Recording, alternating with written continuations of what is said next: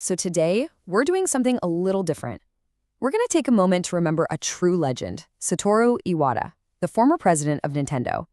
But this isn't going to be your typical biography.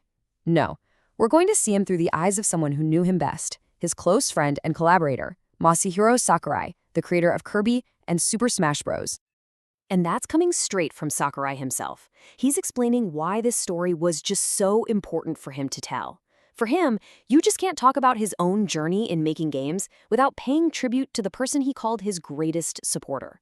So what you're about to hear is way more than a history lesson. It's a really personal story about a friendship that truly changed video games forever. All right, let's get right into it. Every great story has a beginning, right?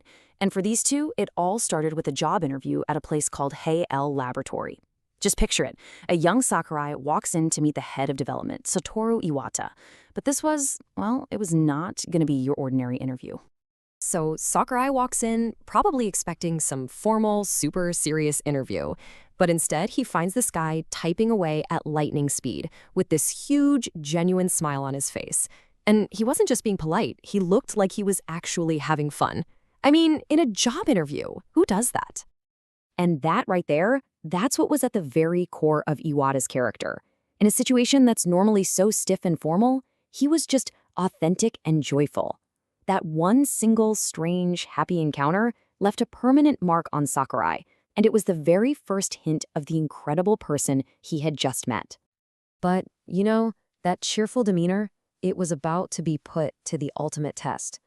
Not long after Sakurai joined the company, Hey-El Laboratory, the very birthplace of Kirby, was on the verge of complete financial collapse. To put it simply, the company was drowning in debt. It was a true crisis moment, a point where the entire studio could have just vanished. And it was in that exact moment of chaos that Satoru Iwata was asked to step up and lead them through it. So, at just 33 years old, Iwata gets appointed president with one massive mission: save the company. And you know what? He did it. In just 6 years, he orchestrated a complete turnaround, pulling HAL all the way back from the brink. Now, the crucial part here is how he did it. Think about this. Well, the company was technically bankrupt. Iwata made a promise that employee salaries would not be cut. He even made sure to pay out small bonuses. This wasn't just about balancing the books for him. It was about protecting his people. He built this foundation of trust that just inspired everyone to pull together and save their studio. Okay, but the most legendary story about Iwata, at least in Sakurai's telling, actually comes years later. He'd already left HAL and moved way up to a major executive role at Nintendo. And this story, it just perfectly captures exactly who he was. The development of Super Smash Bros. Melee for the GameCube was in serious, serious trouble. The game was absolutely plagued with bugs, progress had totally stalled, and that release date was looking more and more like a fantasy. The programming team was just completely stuck. I mean, think about this for a second. If you've ever coded, you know that fixing someone else's code is one of the hardest things you can do. You have to understand every single line before you can even start to figure out what's wrong. The team was facing a nearly impossible task. So who on earth could possibly save this project? The answer? Well, it was Satoru Iwata. Now, at this point, he was the director of corporate planning for all of Nintendo, a huge high-level executive job.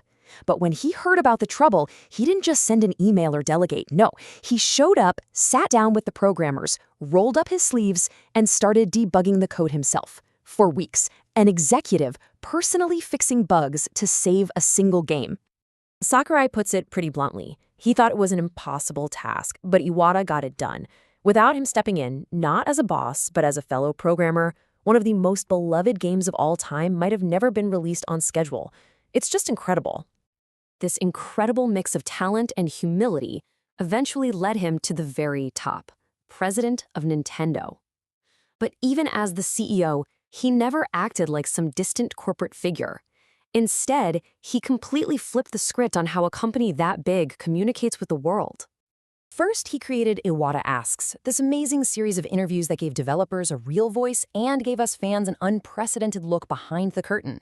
And then came Nintendo Direct, where he just started talking directly to the gaming community, sharing news with this personal and often pretty quirky touch. He even brought that philosophy inside the company, holding personal one-on-one meetings with employees, just like he did back at HAL. And you know what? That playful personality, it wasn't just an act for the camera. Sakurai remembers hearing from Iwata's own son that during the filming of those funny Nintendo Direct skits, his dad wasn't just reading a script, he was genuinely having a blast. He was still that exact same person who smiled with pure joy during a job interview all those years ago. And that hands-on, direct approach, it just never went away. Even while running one of the biggest entertainment companies in the world, if he wanted to meet up with Sakurai, he didn't go through a secretary. He'd just type out the email himself, a direct line, from one friend to another. Which brings us to the final and really poignant chapter of their story. In 2014, Iwata's health started to decline, but his spirit, at least as Sakurai remembers it, remained unbelievably strong. After he had surgery, Iwata met with Sakurai one last time in early 2015. They actually had another meeting planned for that July, but tragically, Iwata passed away before it could ever happen. Sakurai drove Iwata to the airport after their meal, a car ride that lasted about an hour and a half. And he remembers Iwata not as a man who was sick, but as a friend who was cheerful and so optimistic. He was laughing, and he was so happy to share this small victory that after his surgery, he was finally able to enjoy eating meat again. That was their last conversation. In the end, this is how Sakurai sums up his friend. Not just as a brilliant programmer or some visionary leader, but as his greatest supporter. A person of virtue, defined by hard work and this deep, deep desire to serve others. He wasn't just a part of the industry. He fundamentally changed it for the better. The story of Satoru Iwata, as told by his friend, isn't really just about making games. It's a story that leaves you wondering, how can one single person's passion and humility ripple outwards to change not just a company, but an entire industry?